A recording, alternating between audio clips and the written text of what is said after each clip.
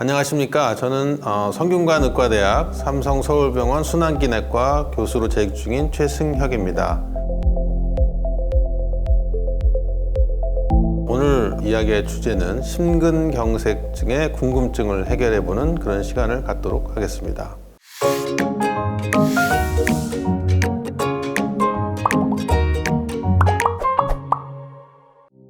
심근경색과 협심증의 차이가 궁금합니다. 사실 같은 질환 아닌가요? 라는 질문입니다. 흔히 혈관이 좁아지는 병이 협심증이고 이 병이 심해져서 혈관이 막히면 심근경색증이 된다고 생각하는 사람들이 많습니다. 그러나 심근경색증 환자의 절반가량은 협심증과 같은 심장병이 없는 상태에서 갑자기 발생을 합니다. 학문적으로도 협심증과 심근경색증의 근본 원인이 콜레스테롤이 쌓이는 동맥경화로 시작되는 건 맞지만 혈관이 좁아진 정도가 70% 이상 또는 완전히 막힌 경우에 심장에 피가 가지 않으면 그로 인해서 가슴 통증이 유발되는 게 협심증입니다. 반면에 심근경색증은 동맥경화로 인해서 30-40% 정도 좁아진 혈관에 안쪽에 들러붙어 있던 기름 찌꺼기가 여러 가지 원인으로 인해서 갑자기 터지게 되면서 생기게 되는 겁니다. 그러므로 심근경색증은 평소에 별다른 협심증 증상이 없고 건강검진을 했을 때도 침전도의 결과가 정상인 사람에게도 갑자기 발생할 수 있다는 게 특이점이 되겠습니다. 심근경색도 유전이 되나요? 심근경색증은 엄밀히 말하면 가족력이 있는 질병입니다. 유전과 가족력 질병은 비슷하면서도 서로 다른 개념입니다. 한번 설명을 해드리겠습니다. 유전은 부모로부터 태어날 때부터 선천적으로 물려받아서 생기는 겁니다. 그래서 운동을 하거나 식사를 하거나 이런 기타 여러 가지 방법으로 절대 호전되지 않습니다.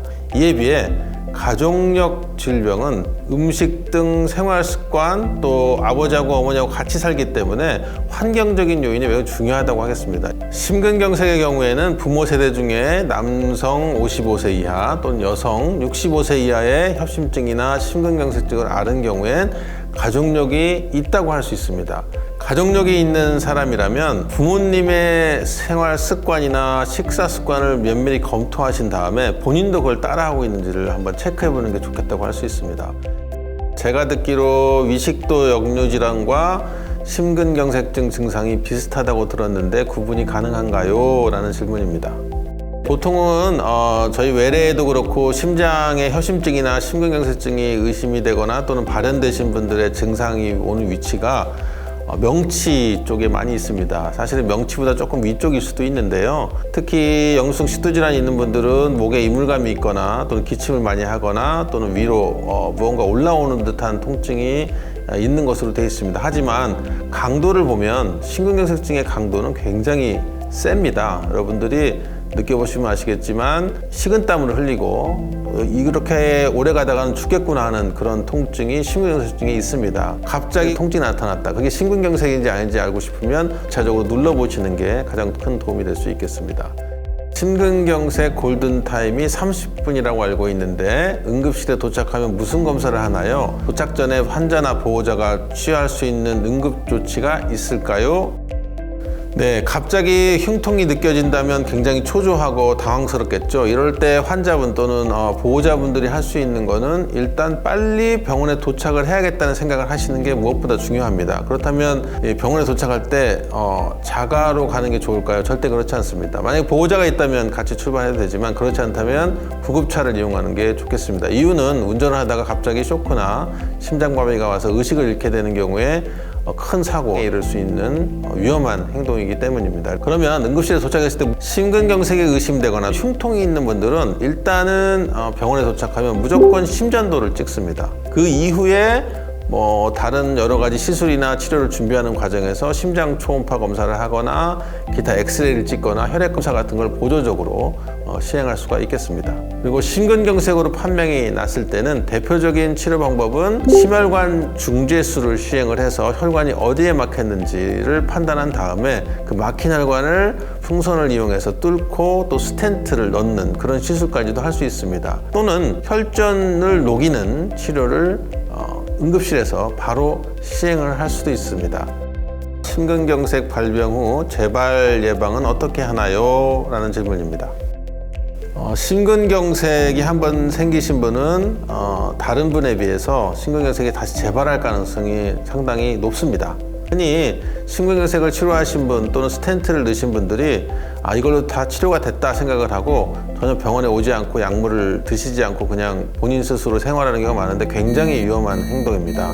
왜냐하면 심근경색증이 오는 원인 중에 혈관에 있는 콜레스테롤 덩어리들이 뜯어지면서 그게 혈액에 노출됐을 때 가장 먼저 혈소판이 와서 달라붙고 이로 인해서 응고가 생긴다고 제가 말씀드렸는데, 그래서 항혈소판제, 다시 말해서 혈소판이 응고되지 않도록 하는 그 치료가 제일 중요하다고 하겠습니다. 그 다음에 심장의 박동수를 좀 줄여주고 그럼으로써 심장이 좀 편안하게 할 수 있는 베타차잔제라고 하는 약이 있습니다. 그리고 심장에서부터 나가는 혈류를 막아내는 게 여러 가지가 있죠. 몸 전체에서의 어떤 후부하라고 하는 게 감소할 수 있도록 안지오텐신 전환 효소 억제제라는 그런 약이 있습니다. 그 제제를 꼭 쓰시는 게 도움이 되겠습니다. 그리고 마지막으로는 아까 말씀드린 콜레스테롤 덩어리들이 생기는 걸 막을 수 있도록 스타틴이라고 하는 약제를 투여해서 콜레스테롤을 감소시켜주는 게 되게 중요하다고 할 수 있겠습니다. 제가 앞에서 언급한 4가지 약물을 모두 사용하였을 때 그렇지 않은 환자에 비해서 심장병 재발을 70% 정도 줄일 수 있는 것으로 되어 있고, 전 세계의 치료 권고에서도 4가지 약제를 반드시 사용하도록 되어 있습니다. 심근경색증 하면 굉장히 위험하고 또 걱정스러운 병일 텐데요. 식습관하고 운동 이런 걸 잘 조절하시면 아마 심근경색이라는 데서 좀 더 멀리 떨어져서 생활할 수 있지 않을까 이렇게 생각을 하고 있습니다. 네, 오늘 끝까지 잘 경청해 주신 여러분들께 감사의 말씀을 드립니다. 여러분 모두 행복하시기 바랍니다. 감사합니다.